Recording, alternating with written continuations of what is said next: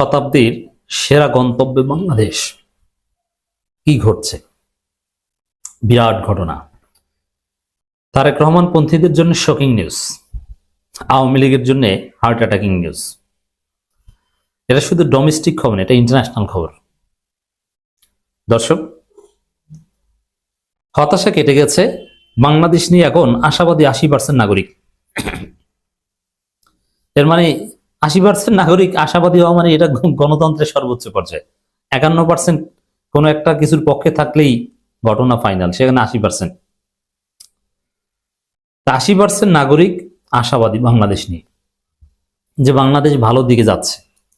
কারণ এটা শুধু কেমন ভালো দিকে, 100 বছরে যা হয়নি তার চাইতে ভালো কিছু মানুষ এখন আশা করছে। আপনারা অলরেডি দেখেছেন গত 100 বছরে, আমি একটা আলোচনা 71 বছরের হিসাব দেখিয়েছি। 54 সাল থেকে চেষ্টা করা হয়েছে। 54 সালে ভাসানী, সরওয়ার্দী এরা প্রতিশ্রুতি দিয়েছিলেন, শেরে বাংলাকে ফজল হক, যে আমরা বিচার বিভাগকে নির্বাহী বিভাগ থেকে পৃথক করব, কিন্তু কেউ পারেনি। ইউনূস পেরেছে, পুরোপুরি পেরেছে। এরকম শতাব্দীর নতুন গন্তব্যে বাংলাদেশ, সেরা গন্তব্যে, এটা ইউনূসের নেতৃত্বে মানুষ আশাবাদী। কিন্তু এই যে বাংলাদেশ একটা ইনক্লুসিভ ইলেকশন হবে, পার্টিসিপেটরি ইলেকশন হবে, সংস্কার হবে, বাংলাদেশ হবে সিঙ্গাপুর, দক্ষিণ কোরিয়া, রাজনৈতিক বিভেদ হানাহানি থাকবে না, পরিবারতন্ত্র থাকবে না, চাঁদাবাজি থাকবে না, দুর্নীতি লুটপাট এগুলো থাকবে না, অর্থ পাচার থাকবে না, বাংলাদেশে শিল্প বিপ্লব হবে, বেকারত্ব থাকবে না, এই যে আশাবাদ মানুষের, অপটিমিজম, এটা ইউনূসের কারণে, ইউনূসের নেতৃত্বে। কিছু হতাশা মাঝখানে ছিল যে নির্বাচন হবে কিনা, কি হয়, সেনাপ্রধান কি না কি করে, কিন্তু না, সব হতাশাই তো কেটে যাচ্ছে। হাসিনার বিচার হচ্ছে, আসাদুজ্জামান খান কামাল ভারত থেকে পালাচ্ছে, যে হাসিনা এখন ধরে আনবে তাকে, ইউনূস ধরে আনবে, সবই তো হচ্ছে। টিউলিপের সাজা হয়েছে, রেহানার হয়েছে, জয়ের হয়েছে, পুতুলের হয়েছে, সবারই তো হয়েছে। গুম খুনে জড়িত সেনা কর্মকর্তাদেরও কেউ বাঁচাতে পারলো না। ওয়াকারুজ্জামান নাকি লাইনে এসেছেন, কোনো বাধা নাই তো, সব ঠিক আছে।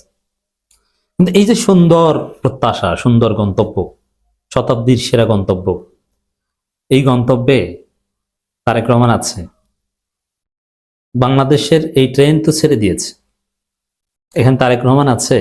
তারেক রহমানকে ছাড়াই শতাব্দীর সেরা গন্তব্যে বাংলাদেশ। আওয়ামী লীগ নাই। তাহলে বোঝা গেল যে আওয়ামী লীগ ছাড়া, তারেক রহমান ছাড়া বাংলাদেশ সঠিক পথে চলতে পারে। প্রমাণ ডাকসু। ছাত্রলীগ মুক্ত ডাকসু নির্বাচনে ডাকসুর ইতিহাসে সবচেয়ে বেশি ভোটার ভোট দিতে গিয়েছে। কি উৎসব মুখর ভোট আপনি দেখেছেন। তাহলে এমন না যে আওয়ামী লীগ বড় দল, তাদেরকে বাদ দিলে কি নির্বাচন পার্টিসিপেটরি হয়?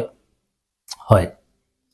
আওয়ামী লীগের সাধারণ ভোটাররাই ভোট দিতে যাবে, মানে আওয়ামী লীগ ছাড়া বাংলাদেশ সঠিক পথে চলতে পারে। তারেক রহমান না আসলে তাতে কিছুই আটকে থাকে না।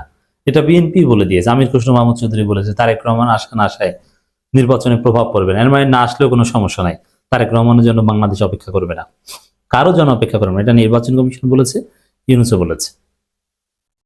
তাহলে তারেক রহমান ও আওয়ামী লীগ ছাড়াই বাংলাদেশ ডক্টর ইউনূসের নেতৃত্বে আশাবাদী। এখন আইআরআইয়ের যে জরিপটা, যে অনেক বিষয়ে বাংলাদেশের এই জরিপ উঠে এসেছে, এখানে মানে হতাশা কেটে গেছে। আইআরআই জরিপটা আপনারা জানেন, এটা মার্কিন একটা প্রতিষ্ঠান এবং আন্তর্জাতিকভাবে এই প্রতিষ্ঠানের যথেষ্ট ডমিনেন্স রয়েছে, প্রভাব রয়েছে, গুরুত্ব রয়েছে।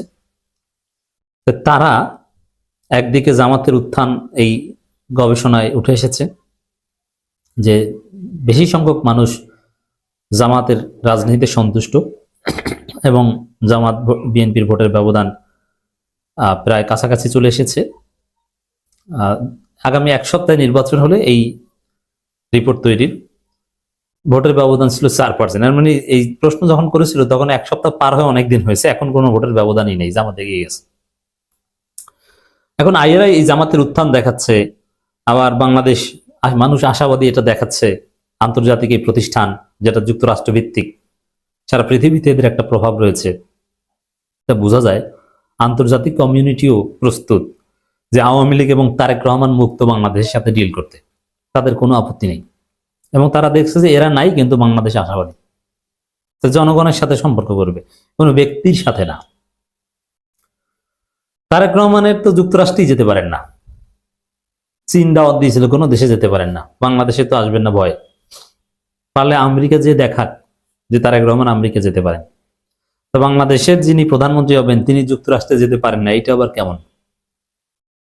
ভিসা নাই, ভিসা দিবে না, অনেক বিষয় আছে। তার মানে এই যে বিএনপি মাঝে মাঝে বলে না যে বিএনপি দেশি বিদেশি ষড়যন্ত্রের শিকার, এটা আংশিক সত্য। দেশে তো বিএনপি নিজেরাই তো বিএনপির বিরুদ্ধে ষড়যন্ত্র করে, আর নানান কারণে আন্তর্জাতিক নানান গোষ্ঠী বিএনপিকে আসলে চায় না, তারেক রহমানকে চায় না, ইটস ট্রু। এখন আন্তর্জাতিক ওই গোষ্ঠীর ওটাকে আপনি ষড়যন্ত্র বলে মজা পান আর তৎপরতা বলে মজা পান, হোয়াট এভার, ওইটাকে পরাজিত করে তারেক রহমানকে সফল করার মতো মেরুদণ্ড বিএনপির নেই। তারেক রহমান এবং আওয়ামী লীগকে ছাড়া যে বাংলাদেশ গন্তব্যে যেতে পারে, সেটা আন্তর্জাতিক অঙ্গনে সারা পৃথিবীকে কনভিন্স করছে এই আইআরআই। বুঝতে পারছেন? আবার এখানে নায়ক কি? ইউনূস। আর একটা বিষয় উঠে এসেছে যে অধিকাংশ জনগণ বা 70% বেশি মানুষ ইউনূসের কার্যক্রমে সন্তুষ্ট। People trust on in doctor Yunus. বাংলাদেশের ভবিষ্যৎ নিয়ে আশাবাদী 80% মানুষ। যে কোনো একটা বিষয়ের পক্ষে 80% থাকা মানে অ্যাবসলিউট, এটা হয় না নর্মালি, 51 থাকলেই হয়, সেখানে 80%। তো এখন আওয়ামী লীগ, তারেক রহমান তারা কারা? এর মধ্যে 42% খুবই আশাবাদী, তবে দেশের সমস্যাগুলো নিয়ে তাদের উদ্বেগ রয়েছে, সচেতন যারা তাদের উদ্বেগ থাকবে। কিন্তু আমরা তো দেখতে পাচ্ছি সব উদ্বেগ দূর হচ্ছে। যেমন এই যে গুম-খুনে জড়িতদের কি বিচার হবে? হচ্ছে তো।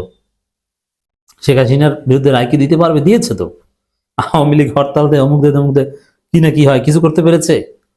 কিছুই করতে পারেনি। নির্বাচন হবে তো? হচ্ছে তো। কি হচ্ছে না বলেন? জুলাই সনদ হবে তো? হয়েছে। গণভোট হবে তো? হ্যাঁ, তাও হচ্ছে।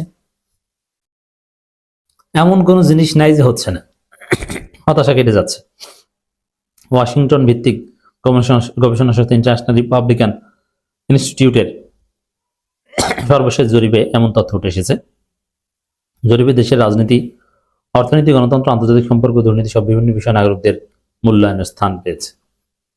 এখন দেখেন, জরিপ, সোশ্যাল সায়েন্স জরিপে লিমিটেশন থাকে, আমি সবসময় বলি, কারণ 13 কোটি ভোটারে বাংলাদেশে আপনি জিজ্ঞেস করেছেন 4,500 লোককে, তাতে রিয়াল চিত্র আপনি স্যাম্পলিং কিভাবে করেন, স্যাম্পল সাইজ অত্যন্ত স্মল, এতে অরিজিনাল চিত্র আসা কঠিন।